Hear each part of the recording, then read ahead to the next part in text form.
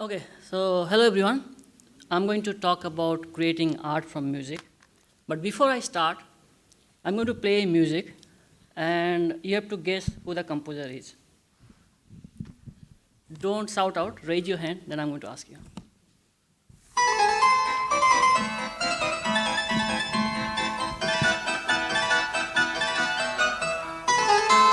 I said, don't shout out. Yes, that's Mozart. Um, so a little bit of introduction about me. As Kengwang mentioned, I currently work in the R&D team in SP Digital. And before SP Digital, I've worked for several other companies doing other things. And I also organized the iOS conference in Singapore. So that is my professional background. What do I know about music? Well, I studied piano and guitar, sorry, at Yamaha. I also studied digital music composition at Soma. And this is a music album that me and a couple of my friends released back in 2007. For today's presentation, I'm going to use GarageBand and this MIDI keyboard. So I'm going to tell a story first. Then I'm going to show how to create music from art. And then how to create art from music. So the story. Do you know who these guys are?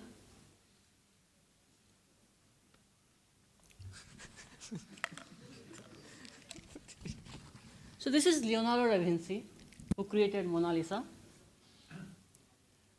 And this is Mozart, who created or who composed Turkish March, which is the song that you just heard, right? So I wondered if there is any connection between these two. Is there any? They both are born in different times. Could there be any connection? What if the creation of one inspired other? What if Mona Lisa inspired Turkish March or the vice versa?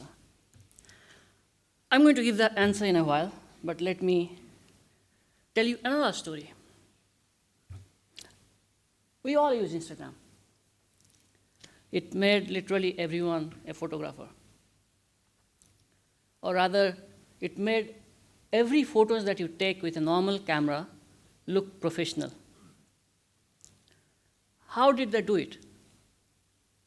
Well, they applied filters. That's as simple as that. When they launched, they just introduced this concept of filters, and using filters, you can create really professional photographs. So I thought, can I make everyone musician? However, there is a small problem. Taking photos is fun, whereas if you don't know how to play music, it may not be that much fun. Like for example, if I meet a friend of mine in this conference and I tell, hey, come, let's take a selfie, that friend will say, oh, let's take a selfie. But imagine me telling a friend, hey, let's compose a music. I was like, bro, I don't know. So coming back to the question, is there any connection between these two? Well, an art piece is something that we see, and music is something that we hear. These are part of our senses. One is related to vision, another one is related to hearing. And we receive inputs from all these sensory organs, and that get processed in our brain, and then we either appreciate an art or music or anything that we see. Then I came across this term called synesthesia. So what is synesthesia? Synesthesia is a medical disorder, and the people who have this disorder, when they receive input from one of the senses get crossover. What do I mean by that? So somebody who has grapheme, which is a form of synesthesia, will see this exact text as this. So when they see colors, and when they see letters and numbers, they see colors. So imagine this is a square, and there are a bunch of numbers in it. There are 5, and there are some 2. If I ask you to find how many 2s are there, you have to look closely. But that is not the case for somebody who has grapheme. He can see this very clearly. Now, as you might have guessed, there are also people, when they hear music, they see colors, and vice versa. Because their senses get crossover, they might sometimes feel a taste when they hear a certain kind of note. This is a TED talk by Caitlin, and she has synesthesia. She's a violinist, and these are what musical notes look like to me. C is always red. D is always blue. E is super yellow. F is like a weird light green, while G is super green. And then A is like an orangish red. B is purple.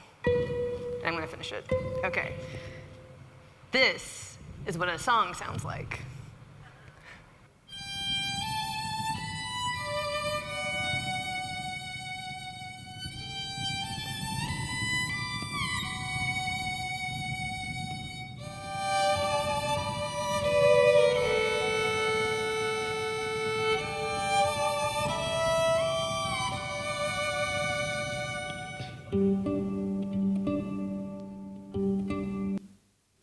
okay, you can watch the video later on YouTube.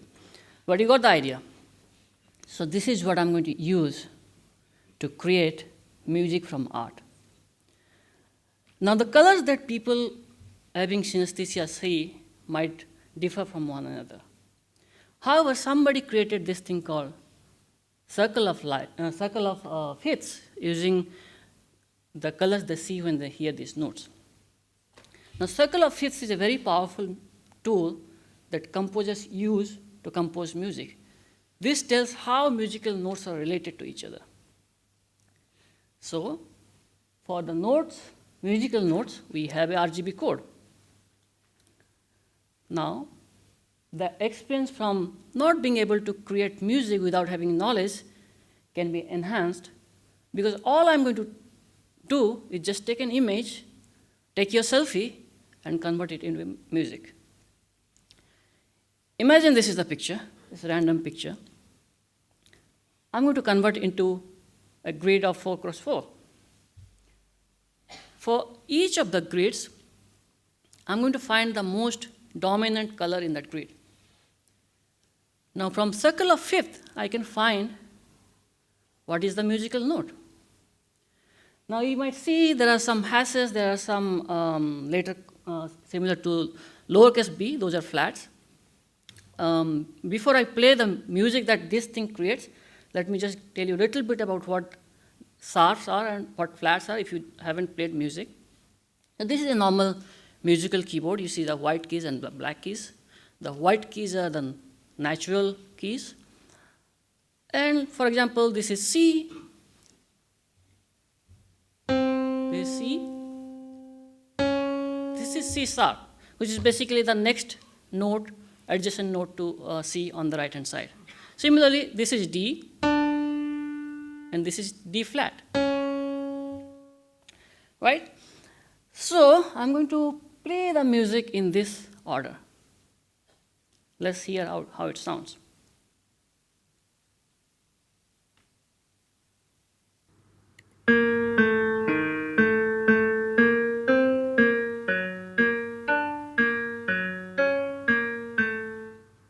So, how does it sound?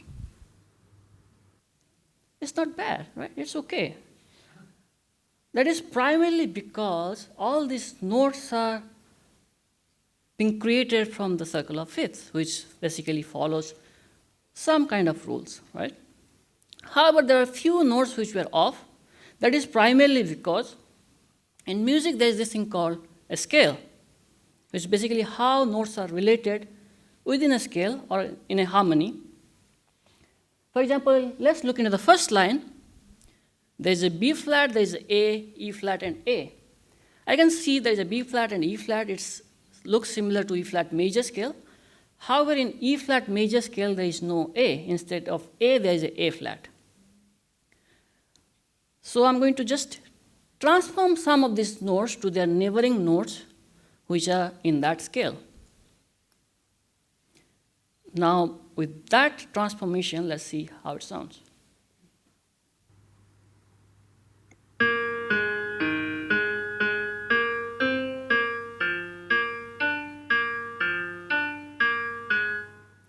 It sounds a little better if you know how to listen. So, did I compose this music? I didn't. The music was being created from a random image, right? And I played in one of the styles. I can go in any way possible, thanks to Adnan who suggested me this idea. So I can go, for this particular piece, I have chosen the style 1. I can go in any order. I can go spiral. I can choose any format. It will still sound nice because these notes are related to each other and they are in the same scale. The idea is you can create music from anything. So for the next piece, which is creating an art from music, but before I go to that, I want to tell you a little bit about sound. So what is a sound? It's basically a vibration that travels through a medium. We all have seen when we drop something in water, it creates a ripple. That is basically a wave. In fact, that's a sine wave. Similarly, sound is also a wave. When I clap here, it vibrates the A molecule, and it basically creates a wave. You can see the simulation here, what happens when you clap, and how it vibrates the A molecule to create a wave. And this looks like something like this. And your ears hear the wave, or you receive the wave through your ears, and your mind processes that particular wave as sound. I'm particularly interested in one property of the waves, which is frequency. The higher the frequency, the sharper the note is. The lower the frequency, the softer the note is. And these are some of the range that humans can hear. We can hear sound from 20 hertz to 20,000 hertz. Anything beyond that is ultrasound. Now, every music note has a unique frequency. And this is just the frequency of the notes in one of the scale. And that is basically how your guitar tuner mobile apps work. They hear the sound coming from an audio source, and they find out what is the frequency, and then they help you tune, or they help you identify whether you're playing the right note or not. So we had this initially. Now let's add one more column, which is basically the frequency of these sounds. Now, for the next piece, which is creating art from music, what I'm going to do, from any audio source, I can find out what is the frequency. From the frequency, I can find out what the note is. And from the note, I can find out what is the color. And I'm going to use this particular music as a source.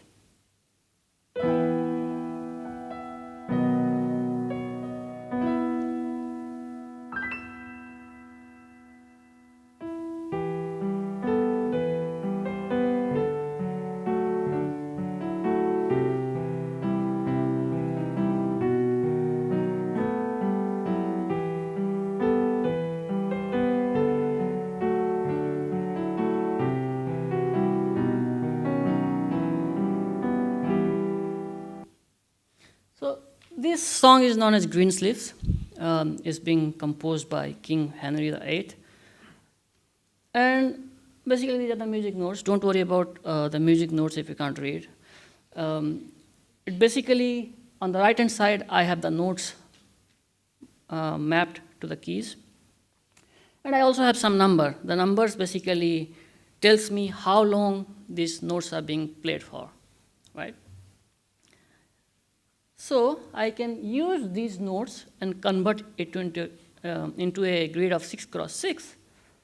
However, there are certain notes which have half a value, which is very difficult to kind of put it in a matrix like this. So what I'm going to do is I'm going to multiply it by 2. So I'll have a matrix of 6 cross 12. And let's look at the second line. I have 4 B flat, but it won't be played 4 times. I'm just going to play once, or the composer is going to play once, and just hold it for 4 counts. So using this technique, I can convert it into something like this. Now the question is this art? There's a big problem with this approach. What is the problem? For the first one, I took an image, I found out the colors of that image, I converted it into respective notes. Now these notes, what I converted them to, is basically creating a music. However, the reverse way doesn't work. So I thought maybe I can apply some kind of theme to it. Let's say this is the original image, and I apply some kind of theme to it. And what I'll get is something like this. Does it look good? Well, I don't know. So I thought maybe I'm doing it wrong. What if I apply whatever I created as a theme to an image? The image on the left is basically Lady Greensleeve, for whom the original song was being composed. Now if I apply that to that image, what I get is something like this, which looks really good. But how does it compare to one of the AI created image which got sold for 400,000? This is where I could have taken my talk into 2 different directions. I could have talked about some of the AI algorithms, and I intended to talk about this project in particular, Magenta, which is basically a research project by Google's AI team. But I thought something is missing. Something fundamental is missing, which I covered for the music piece. And that thing is what makes an art art. The problem is I learned a little bit of music. I never learned art. So I asked my daughter, who is 6 years old. I asked her because she loved to draw. She can draw for the whole day, and this is one of her drawing. First of all, when she showed me this drawing, I asked her, what is this? She told, it's an unicorn mermaid. And basically, it's a combination of unicorn and mermaid. I was like, can you show me how do you draw it? And she showed me, and I was fascinated by how she drew it. She's like, first make a semicircle, then make a triangle and draw some lines for the horn, few more triangles for the ears, then some circles and lines for the eyes and eyelids, and again few more lines for the hair. So that's basically how you draw an unicorn. And in fact, if you go to an art class, that's the first thing they teach you, how to draw a line. They teach you how to draw a line and how to draw a circle. In fact, using these shapes, just the normal basic shapes, you can create any kind of image. And a circle is basically the mother of all shapes, because you can fit any other shape in a circle. And these are not just related to art. You will find them in a lot of other creations, like buildings, architectures. And in fact, they are everywhere in the nature, in the fruits that we eat, in the things that we see. Just by using this pattern, we can create amazing arts. And these are just some of the examples. Just using circles, squares, and different shapes. So that's what I'm going to do next. From the music to notes to this color mapping, and in addition to that, I'm just going to use some shapes. So the frequency is the color. The value, how long you are holding the note, is going to decide what is the size of these shapes. And the type of note, which is basically if it's the sharper note or flatter note, that's going to decide the shape, whether it's a circle or triangle or square. So converting that piece of music, I get all these shapes. Now this is like Lego. I have all these shapes. What can I draw with this, right? The first thing I came up with is something like this, which is basically being created from all the shapes based on the music notes, and I just arrange it in a pattern. I can go on and create other things using those shapes. That looks like a baby duck and mother duck going to a garden. But these are just normal, basic shapes. I can repeat those shapes also to create something beautiful. And in fact, that is also there in nature everywhere. That's known as fractal. If you see when a pattern kind of repeats itself, that is a fractal. And this is one example of fractal. So if I take the color grid that I created, I get all these fractals. Now, if I apply one of them to the original image, let's see what do I get. I get something which is unique, I would say. I can sell this picture. Now, that is where I end this talk, but let me talk about what I discussed. I talked about this term called synesthesia, which is basically a medical disorder when senses cross over each other. I talked about the mapping of these colors into circular shapes. Talked how you can use this to create music from art. I said a little bit about the properties of sound, how to create art from any music, just using the shapes, and I talked about fractal. Wanted to talk about the Magenta project, but that itself is going to take a while. However, there are some really cool demo of the Magenta project that you should try during the lunchtime. I have the MIDI keyboard if you want to try. They're really cool demos. But I'll leave you with this thought. Just be curious and observe things around you. Because this original idea that I thought about, it came to me 3 years ago. And I made some progress, then left it, but I kept it in my thought. And when I started observing things, I could see a pattern and I could connect them together.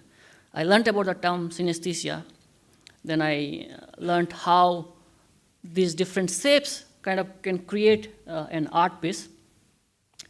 So basically my suggestion is to just be curious and observe things around you.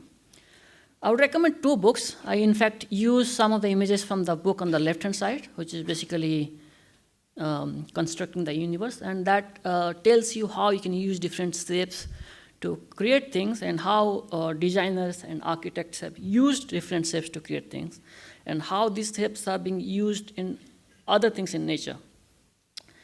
So that is the end of my talk. Thank you.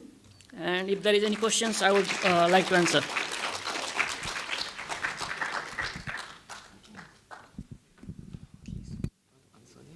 I'll just read the questions to you.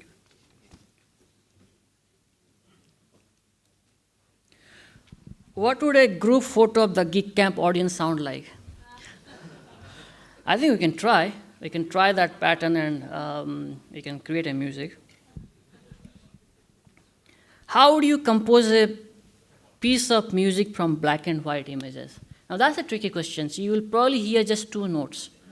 But how these black and white images or these grids kind of repeat itself is probably going, even though you're just going to use 2 notes, how you basically use these 2 notes to play music is going to be dependent on what is there in that image. Because this black and white won't be alternate black and white, or it won't be all white, all black, right? Is the color matching note accurate? It is accurate in a way for this particular example because it's following the circle of fifth. This is how somebody who is having synesthesia sees this thing. And basically, if you just follow the circle of fifths, you can really create a piece of music. So it is just one of the mapping. There could be others, but I just kind of found out this one.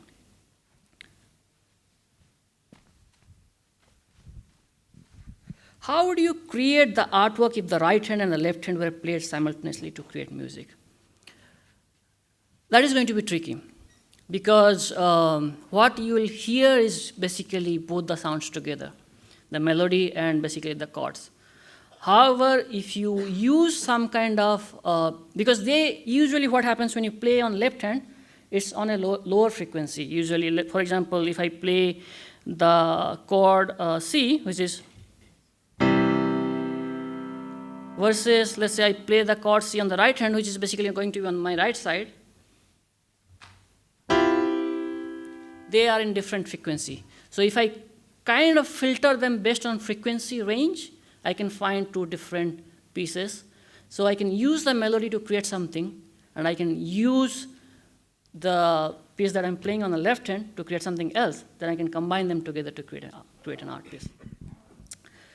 What is the main purpose of this presentation? Well, to say two things. First of all, we all get busy with technology so much that we forget how things are being created in the fundamental level, right? For example, if I would have gone into the AI path, which is basically, if I go back in my slide, which is basically here, this particular slide, right? Then I talked about how art is being created from different shapes, right? I could have just talked to you how AI creates different music, which is really cool because AI can really create music, but then we would have missed the fundamental of how art is being created. Now, this is just one example. You might not be interested in art or music, right? But apply it to the things that you're interested in, how things that you are interested in is being created in a fundamental level. Once you know that, then apply the technology piece to it, then see what you can come up with. So that's basically the idea behind this presentation. I hope you learned something, because I learned a lot of things while preparing for this presentation and while I was coming up with this idea. But if you didn't like, I would also like to know that feedback, because probably you like something else. I would like to know that piece as well, right? So that is basically the end of the presentation. I'll have a short announcement to make, which is basically we have an iOS conference which is happening in January. It is in this particular venue. And these are some of the names of the speakers. If you're interested in iOS, or if you have any friends or colleagues who are interested in iOS, please let them know. The super early bird ticket sale ends end of this month. And you can find all the information on ioscon.sg. Thank you all for attending the talk, and I would like to hear from you what you think about this. And if you want to try the demos in the Magenta project, you can meet me outside. Thank you.